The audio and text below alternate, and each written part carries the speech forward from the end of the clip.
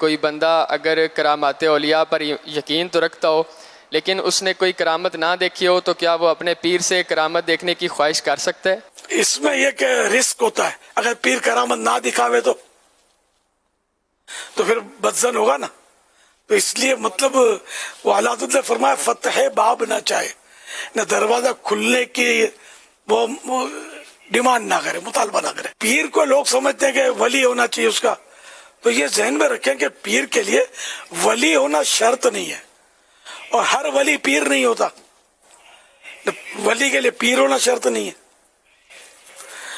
پیر کی 4 شرطیں ہیں کہ وہ سنی پکا ہو، صحیح العقیدہ سنی اعلیٰ حضرت فرماتے ہیں، عالم ہو، اور اس کا سلسلہ سرکار صلی اللہ علیہ وسلم سے ملتا ہو، یعنی سلسلہ طریقت میں، اولاد میں نہیں، نسب میں نہیں، تو ملتا ہو سلسلہ، اور فاسق معلن علل اعلان فسق نہ کرتا ہو. یہ 4 شرطیں اعلیٰ حضرت رحمۃ اللہ علیہ نے لکھی ہیں. اس میں کہیں ولایت کا تذکرہ نہیں ہے. تو اب یہ کہ پیر کرامت کہاں سے دکھائے گا اگر ولی نہیں ہے تو؟ اچھا، پھر ہر ولی کرامت ہی دکھائے یہ بھی ضروری نہیں ہے. کہ بہت سارے اولیاء کرام ایسے ہوتے ہیں جن کو اپنی ولایت کا علم نہیں ہوتا، پتہ ہی نہیں ہوتا.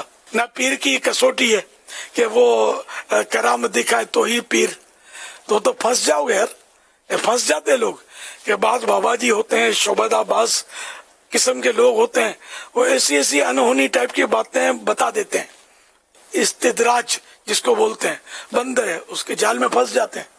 پھر یہ کہ ہم تو ڈوبے سلام تم کو لے ڈوبیں گے، ان کے ساتھ ڈوب مرتے ہیں.